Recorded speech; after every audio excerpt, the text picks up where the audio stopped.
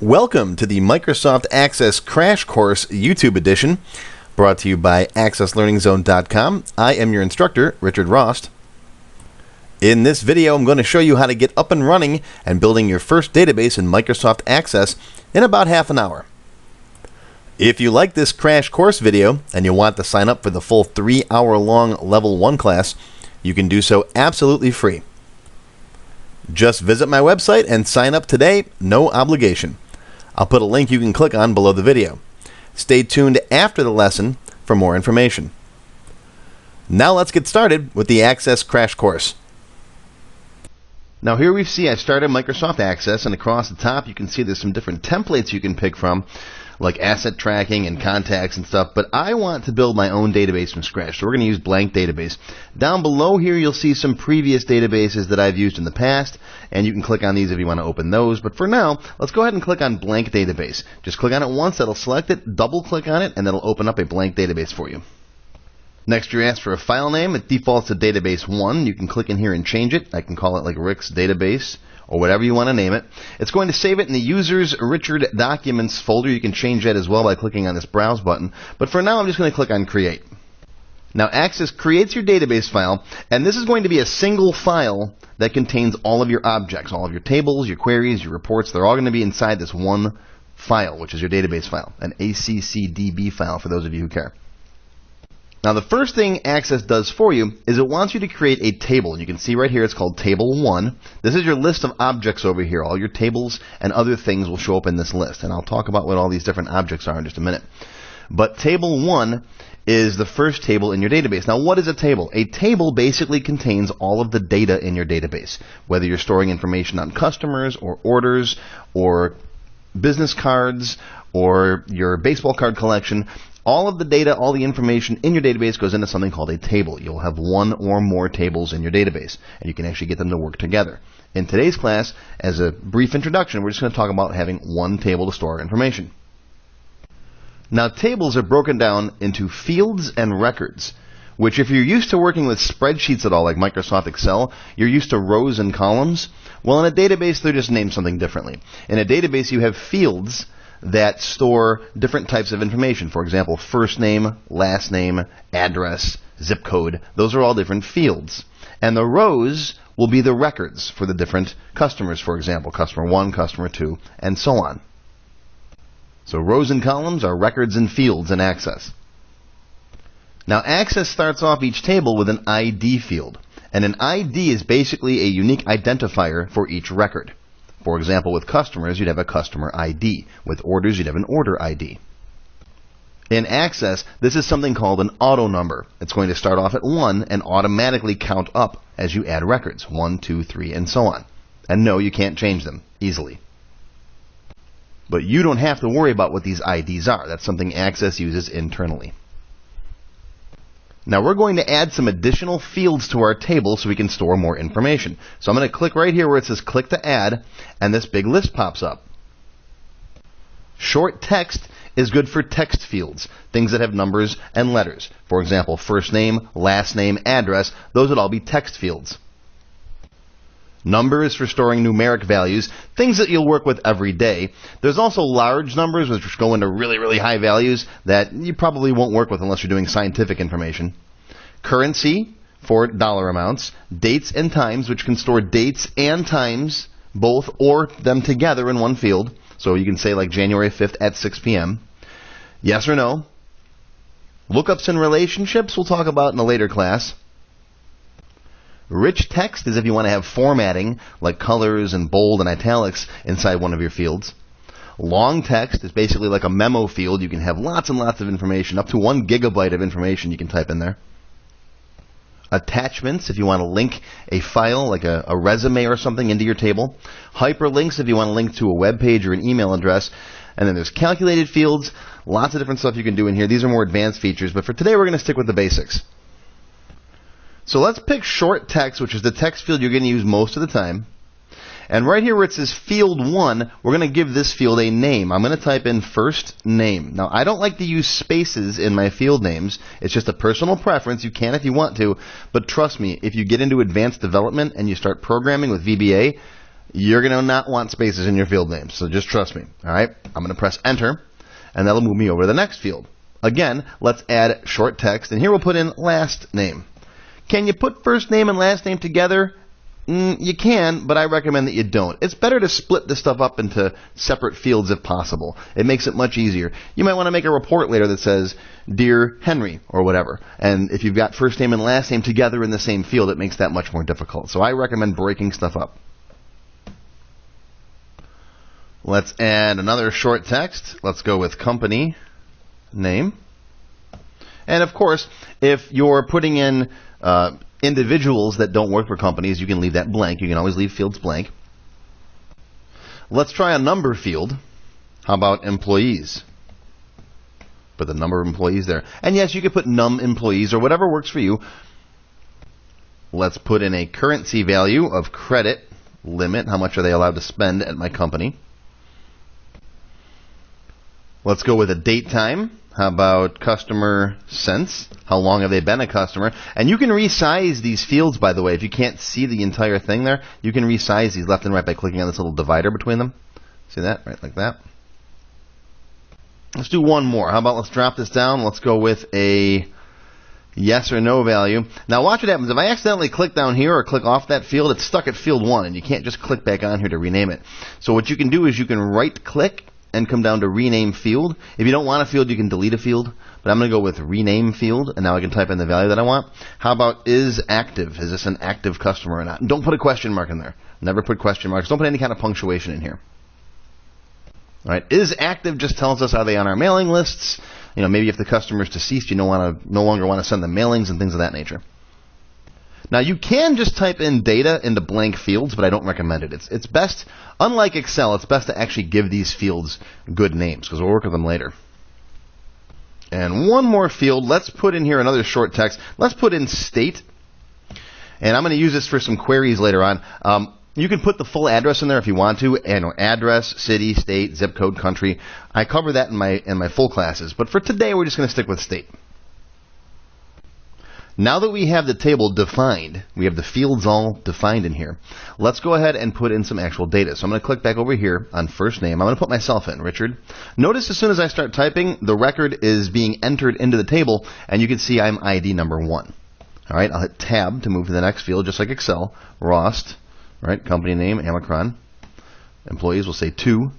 My credit limit, I'll give myself a good credit limit, 10,000. Customer since, how about 1194? Is active? Yes, you can check with the space bar. You can tap that on or off. I know I'm the kind of person where when I'm working on the keyboard typing in data, I don't have to stop and grab my mouse. So yes, you can click on this with the mouse if you want to, or you can just use the keyboard. Tab, State of New York. And yes, you can make drop-down boxes so you can pick from a list of states, and that's a little more advanced. I cover those in the advanced classes. And then I'll just tab and tab again, and now I'm down on record number 2, the next record. So let's put a couple more customers in here. Let's go with Joe Smith. We'll leave the company name blank. He's got no employees, a $2,000 credit limit, customer since 1/1/2010, and he's active from Pennsylvania. And how about Sue Jones from XYZ Corp? Employees, let's say 15, $15,000 credit limit, customer since 1/1/2018, not active anymore, and she's from Texas. All right, and that's basic data entry. Pretty simple. Now, the data is automatically saved in your table as soon as you make a move from one record to another. So, for example, if I'm up here editing Sue Jones, let's say I change this to Susan. Notice the little pencil pop up over here? That means this record is dirty. That means this data has not been saved to the table yet. Okay? So as soon as you move to another record or to a new record like this, that information gets saved in the table.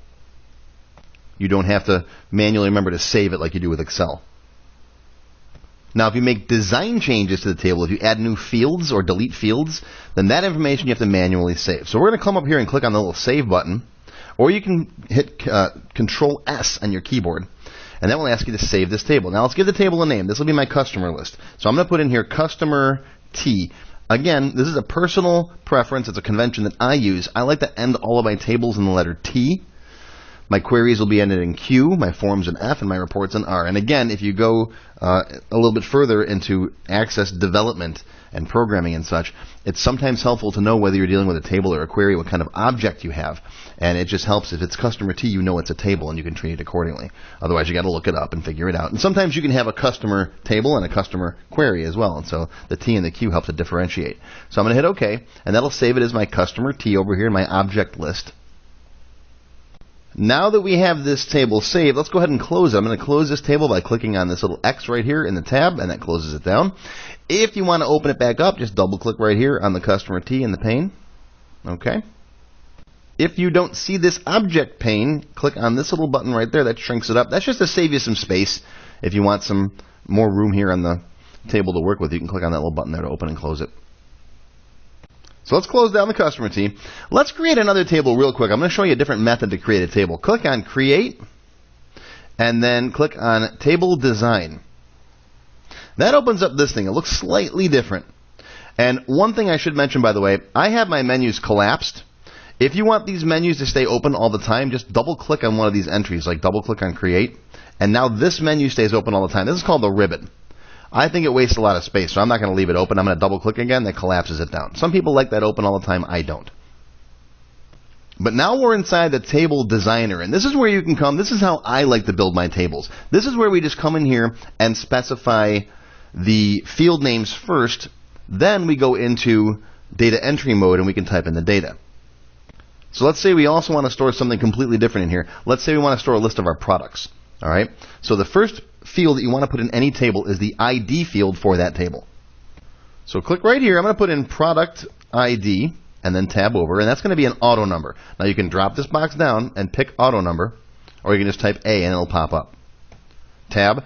Description is optional. You can put a description in here if you want to. This is mostly for the developer, so you know what it is, but it'll also show up in some other places, like in the footer on forums. I never use it pretty much. All right, the product name. I try not to use the word name as a field by itself, because name is a reserved word in Access. When you get into programming, that can cause problems. So, like with customers, we have first name and last name. Well, here I like product name. All right, short text. Short text is going to be what you use most of the time. How about the unit cost? That'll be a currency value. And then maybe quantity in stock. That'll be a number. And there's different number types, too, if you look down here.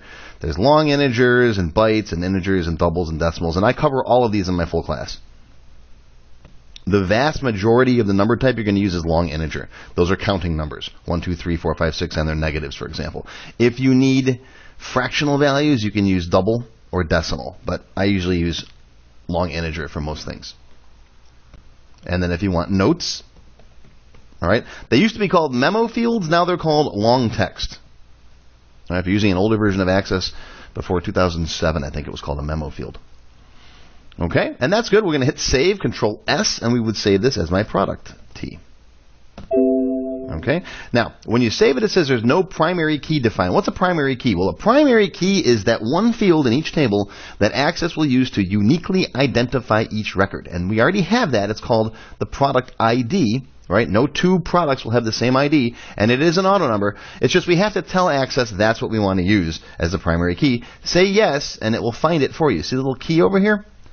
All right? Access automatically found that as our product ID. Now I'm going to save this again, Control S. All right? Now you can switch right over to view this for data entry mode. It's actually called Data Sheet View. There's a couple ways to get there. You can click on this Design tab here, and then go over here to Data Sheet View, or I'm going to hit Escape. Or you can right-click on the tab header and go to Data Sheet View. That puts you in this, which we remember from before when we made our customer table, right? And you can just come in here and put some data in. Like we can put in here keyboard, and it costs $10, and I have 6 in stock. All right, and how about hard drive, comma, I don't know, what do they go on? 2 terabytes nowadays, right? $200. It's been a while since I sold computers. Quantity in stock, we have 4, and so on. Okay. Close that, and now we have 2 tables. Do you want to save the layout changes? Layout changes are when you make a change to like the width of a column. All right, that's a layout change. I'll just say yes. Now we have 2 tables in my database here. We have a customer table and we have a product table, and you can open them both up side by side if you want to. Customers and products. Now one thing to note is these tables have nothing to do with each other. My customers and my products are 2 totally separate groups of information. Customers and products are never by themselves related together.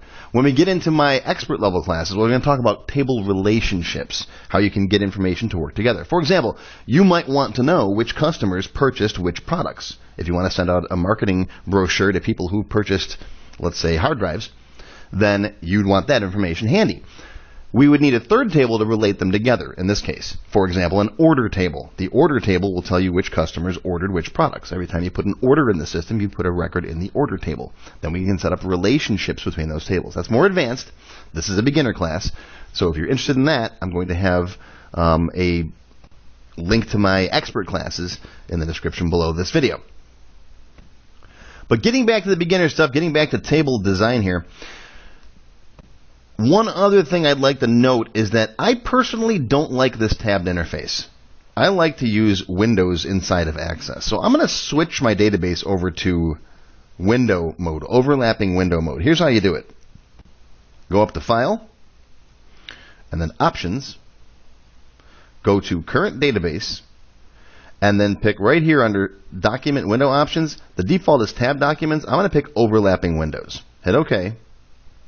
You have to close and reopen the current database. Hit OK. So we're going to have to close this down, restart Access, and right down here on your recent databases, you'll see Rick's database. That's the one we're working with. Or you can click on Open and browse through. And here we go. Now, it says Security Warning. Some active content has been disabled. That is something that you will see when you're opening databases, especially if you get databases from other people. Basically, it is possible for a malicious programmer to put stuff in an Access database in Visual Basic that could do things like delete files on your system. So before accepting a database file or a spreadsheet or a Word document from someone else, all right, make sure it's safe. We built this database ourselves, so we know it's okay. We really don't have anything in this database, but Access is just being careful. So hit Enable Content, and that will mark this database as safe. But now you can see when I open these up, they open up inside of Windows inside of Access. That's the way I prefer it. I like to have my different windows. I can resize them and move them around, and you'll see how this comes in handy when we work with forms. I don't like the tabs across top. Some people do. It's a matter of preference. Okay, let's open up the customer table. Now, sometimes you may not want to see all the information that's there. If you get thousands and thousands of customer records, you might want to filter this so that you can only see, for example, customers from New York. So, how do we do that? Well, come over here where the state field is, drop this little box down, and right down here you can see a thing that says Text Filters. All right?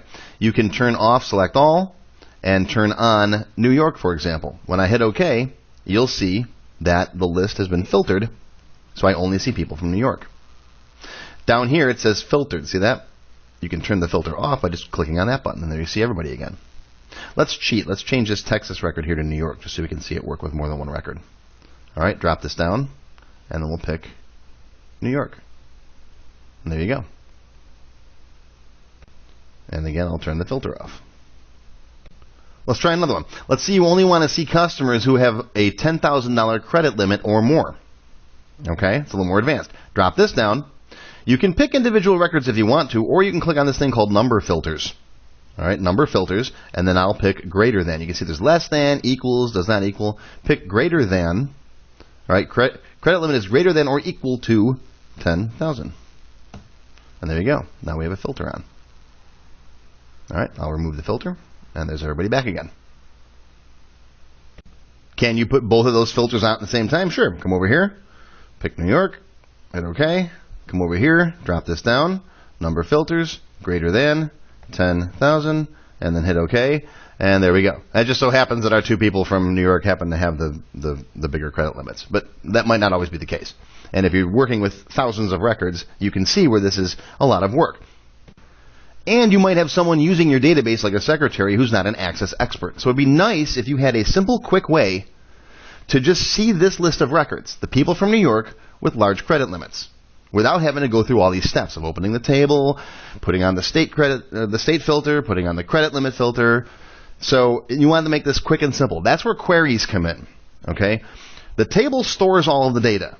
And yeah, you can look at it different ways if you know what you're doing. A query is a quick, simple thing that you build that shows you just a specific set of information based on the criteria that you selected.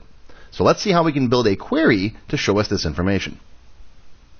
All right, I'm going to turn the filter off. I almost never use filters in my tables. If I want something like this, unless it's like a one-time thing, most of the time I'll just build a query for it because it's easy. All right, save design changes, sure. So how do we make a query? Well, it's going to be under the Create menu, and then Query Design. You get this window up here that says Show Table. Now, the Show Table is what other tables or queries, you can actually make queries that are based on other queries. But we're going to do tables and then Customer T. You can put multiple tables that are related to each other inside a query too. That's more advanced. We'll talk about that in the expert classes. But I'm just going to put Customer T in here and then click on Add, and you'll see it pops up in the background. All right, now hit Close. Okay, you can rearrange things if you want to make things easier to see. Like I can grab this bottom of this box and bring it down so I can see all the fields in there. This is your table and the list of fields in the table. Down here are where we're going to put the fields that we want to see in our query. So for example, you may or may not want to see the customer ID. So you can click on it and drag it and drop it right here in the first column if you want to see it. If you don't want to see it, then don't do that. If you've already put it in there and want to get rid of it, just click on this little bar across the top and then hit delete on your keyboard. That'll get rid of a field that's in your query already. I don't particularly care to see the ID in this query. So I'm going to bring in first name. You can double click on them too. Watch this. Double click and there it goes. First name, last name. You can also pick from this drop down box here. There's a million ways to do things in Access. Everything in Access has at least 3 or 4 different ways. It's a matter of finding whichever way you prefer. All right, first name, last name. I want credit limit and state. That's all. All right, now that we've got our query kind of set up, let's run it and see what the results are going to be. Now, there's a couple of different ways to run the query. If you click on Design under Query Tools, there's a Run button right here. You can click on that. Okay, that's one way. I'll show you a couple ways in a minute. And you can see there's the results of my query. It's called Query 1 right now. We'll save it with a name in just a minute. All right, first name, last name, credit limit, state. I haven't put any criteria on yet, so it's just showing me all the records. Okay, let's go back to Design View. Right-click, Design View, or you can use the menu up top if you want to. Right, there's Design View, SQL View, and Datasheet View. All right, Design View is where you design it like this. You'll also find these buttons right down here in the bottom right corner. All right, that's a nice little addition. Or again, if you have the menu open, there's that. I don't like usually leaving the menus open. The only time I'll usually leave the menu open is when I'm designing forms, because it's easy to have all the controls right there. But I'm going to turn that off for now. So how do I get this list to show me just customers from New York? Well, right here, where it says criteria, type in New York, and then press Tab. Now notice that Access put quotes around the New York. That's okay. Anything that's text has to have quotes around it. But if you forget, Access usually puts them there for you. All right, let's run the query now. Bottom right corner. Click on this guy here, Datasheet View, and there it is. Now it's filtered. Okay, not technically a filter, it's query, but yeah. The results are filtered so you can see just the records from New York. Okay, back to Design View. If you want to see, notice over here where it says criteria, all right, there's or rows too. You can put this or this. If you put them together in the same row, it's an and condition. So if you want to see customers who are from New York, who also have a credit limit of at least $10,000, over here you can put greater than or equal to 10,000, like that. That's an AND condition, all right, going AND across the row. And now if I run the query, you can see it's the same records. Let's change this. Now, the query view here is live. This is live data. All right, you're only seeing certain fields, but any changes that you make at this point will get saved in your table. So if I put in here 5,000, all right, that information just got saved in the table. Now it's still visible in the query because we haven't saved the, we haven't rerun the query. We have to actually close the query and rerun it. So I'm going to go back to Design View and then run it again. And now you can see I'm only seeing customers who are both from New York and have a credit limit of at least $10,000. Let's go back to Design View. If you want to see customers who have a $10,000 credit limit or are from New York, so they match both of those criteria, I'm going to just cut that out, Control X, and paste it down here. I'm going to move it down a row. That's what this OR is for. It's this all the way across the row or this all the way across the row. And if I run it now, I can see the customers that are either from New York or have a $10,000 credit limit. So this guy qualifies because he's from New York, and this guy qualifies because of both. And that's how the criteria work in a query.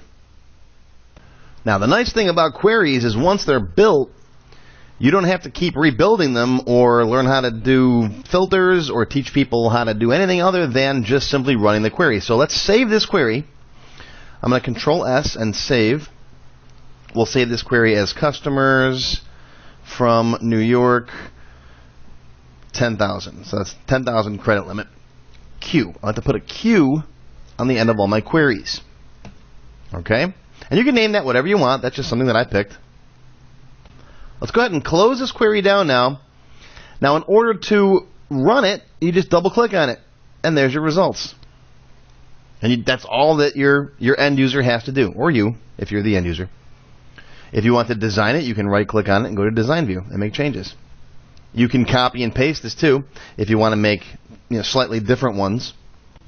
You can even do things called parameters, where if you don't know the state or if you don't know the credit limit ahead of time, you can run the query and then it'll ask you what state do you want. You type in New York. That's something I cover in a future class though. But there's all kinds of things you can do with queries. Now, one of the things with building an Access database is that you don't want your end users to have to work with your tables directly. Plus, this format here isn't very user-friendly. So that's where forms come in. Forms allow us to design a nice, pretty screen, a nice, pretty user interface for our end users. Or, if you're the only one using your database, you can lay out the form fields, right? First name, last name, the fields. You can lay everything out exactly the way you want to see it to make it more user-friendly. Now, I could very easily spend hours going over proper form design and aesthetics, and in my normal classes, my full-length classes, I spend a lot of time on form design. But for today, I'm going to give you the crash course. So let's close down this table. Now, for form design, I like to leave the ribbon open. All right, so just double-click on any one of these guys up here. We're going to be working with the Create tab. This leaves this open, and you'll see in a minute how it's easier to access all the controls and stuff. So step one, click on the table that has the data in it. This is the table that we're going to be basing our form off of. All the customer information is stored in the customer table. Step two, go to Create, and then click on Form. And Access builds for you this thing right here. This is a user form. Now, once again, I hate to keep mentioning this, but in my full Access tutorials, and you can watch them free on YouTube, I do cover building forms from scratch, but this is a quick way to build a simple form using Access's built-in Form Designer. If you want to learn form design from scratch, go watch my full-length Access beginner classes. And yes, again, level 1 is free. But here you can see all the fields, right? There's ID, first name, last name, company name. You can resize these if you don't want them to be that big. Like you don't need first name to be double height. Same thing with last name. You can do that, right? Company name. You can resize them this way too if you don't want that column to be quite so wide. Right? Same thing with this column over here. Alright, state doesn't have to be that big. Okay, that's basic form design. We can save this, Control S, save this. I'm going to save this as customer F. I like to put F on the end of all my form names. Again, that's one of my personal conventions. And you can close this form, double click on it to open it back up again. You can move through the different records by clicking on these navigation buttons down here. This goes to the next record, the previous record. This goes to the first record and the last record. And if you want to add a blank new record, click on this button right there. That'll go to a blank new record. Press Tab, and you can see you can tab through the fields. So first name, Alice Smith, right? No company, no employees, $10 credit limit. If you don't have information like customer sent, if you don't know it, leave it blank. That's fine. Or state or is active, right? We'll mark her active and put state of Florida. Tab again, and that'll move you to the next new record. So you can keep using Tab to move through the fields. Here's an example of something you can do with forms. This is from my full, more advanced classes. You can see you can turn forms into menus with different buttons on them. You can click on Open Customer List, see your list of customers. You can double-click on one of these. It'll open up that particular customer form. There's different controls in here. You can add colors, other buttons, and so on. There's lots and lots that you can do with forms. You can design, toggle buttons and option groups and subforms. And I cover all this stuff in my regular classes. But I just want to show you what forms are used for. They're used for working with the data on the screen in a nice, pretty user interface, and you can make it so that someone who doesn't know Access can very easily move around through the different things like products or employees or contacts. If you want to make design changes again, you can simply right-click, go to Design View, and then you can move these fields around in here if you want. Let's say you want last name on top of first name. You can click on it and drag it up here and drop it. And then, see, sometimes these things move around a little bit, so you have to grab credit limit and put it back up here. All right, customer sense, and then move these things around. I cover a lot more about working with form design in my full classes, like I've said a couple times. But this gives you the basics. I'm going to close this and not save changes. That way I can open it back up again, and that's where it was. So now we've got a couple of tables. We've got a query, and we've got a form. One more thing to look at today, and that's a report. Now, forms are for working with the data on the screen. Reports are for printing stuff, either printing a physical hard copy or making a PDF file and sending it to someone else in email. If you want to present it in a printed format, you'd use a report, whereas forms are for working on the screen. I know sometimes people say forms and they really mean printed reports because they think you're filling out a form on paper. But in Access terminology, a form you work with on the screen and a report you print out. So let's make a simple report. Now, the coolest report that I think is the mailing label report. So we're going to go to Create. And then over on Reports over here, you can create basic reports. You can put charts in them, all kinds of things. There is a wizard you can run through that helps you with some of the standard customized reports. But I want to go to Labels. I love the Label Wizard. This guy's pretty cool. It lets you make mailing labels. Now, I personally use Avery labels, or labels that are compatible with the Avery style. The 5160 is the one that I use. That gives you 30 labels on a page. It's 3 across and 10 down. I'm going to pick that guy. You can pick from any format you want in this list. Hit Next. The label appearance, the font, right? I'm going to go with the defaults, Arial 8 point. You can change this if you want to. Hit Next. Now we build what's called the prototype label. That's basically taking these fields from over here and making a label out of them over on this side.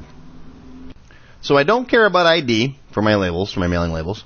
I want first name, so you can double click on it here, or you can click on this little button right there. Press space bar. That'll put a space between first name and last name. Right? Double click on last name. There you go. Enter. Company name. Enter. Now here's where you'd put address and city, but we don't have those. We just put state in our database, so pick state. And you could do city, space, state, comma, space, zip if you want to. But that's all we've got. All right, hit the next button. You can sort them by one or more fields. Let's sort by last name and then by first name. So if two last names are the same, like Smith, it'll sort by first name. Click on Next. All right, I'm going to change the name of this to my mailing label R, or if you want to be more specific, you could do customer mailing label, because you could have mailing labels for vendors too if you have a vendor table. Customer mailing label R, and then we'll see the labels as they will look printed. Then hit Next. Let's see here what we got. Oh, Finish. I'm looking for Next. I'm like, Next isn't lit. Okay, this is the last one. That's why they should take that button off of there. Ready and Finish. And there are my mailing labels. All right, with all the information that you have. Notice if you don't have a field like the company name, it just shrinks it up and you don't see it. But if you zoom out, you can click the zoom out. See how my mouse pointer is a little magnifying glass? You can zoom in and out. That's what it will look when you print it. And to print it, you can just right-click and go to Print, or there's Print up here on the top. You can export it as a PDF. You can do all kinds of stuff. And so that's basically how you create a report. And you can do all kinds of things. You can make reports that are invoices. You can do customer lists. You can do all kinds of stuff with Access. If you want to make design changes, you can. You can right-click and go to Design View and come in here and make design changes. There's one label. But honestly, it's so easy to make mailing labels. It's easier just to recreate them from scratch running through the wizard if you want to edit this label. Unless you want to do something simple like move a field like down here like that. Okay? I'm going to put that back where it was. Or just close it and don't save it. There you go. So there are the 4 basic objects that you work with in an Access database. You got tables to store the data. All the data in this database is actually stored in the tables. There is no data in your queries, forms, or reports. Those are for display purposes only. Queries allow you to display the information in a table format, but however you want. You can filter it, you can sort it, you can limit the records. Forms for working on the screen, and then reports for printing stuff out or emailing stuff. Now, if you click on Create up top here, you will see there are some templates that you can use. There are tables, queries, forms, reports. There are macros and modules you can also build. These are more advanced. I cover them in my advanced and developer classes. You can actually add the full power of the Visual Basic programming language right inside of your Access databases. There's tons and tons you can do. Before I was into training, I was a Access developer by trade, and so I built some pretty complicated databases in my day. So there's all kinds of stuff you can do. People who say that Microsoft Access isn't a powerful database don't understand it. It really is a good database. And if you are concerned about security or size limitations, you can use Access to develop your front end and put your data, your tables and such, in SQL Server or an online web server, and just use Access to connect to that. So there's all kinds of different things you can do. And yes, Access is, in my opinion, the best desktop database development tool. I hope you've enjoyed this Microsoft Access crash course. If you'd like to sign up for the full 3-hour-long Level 1 course, just visit my website right now. Again, I'll put a link below this video. There is no cost or obligation. Again, my name is Richard Rost, and we'll see you next time. Keep learning.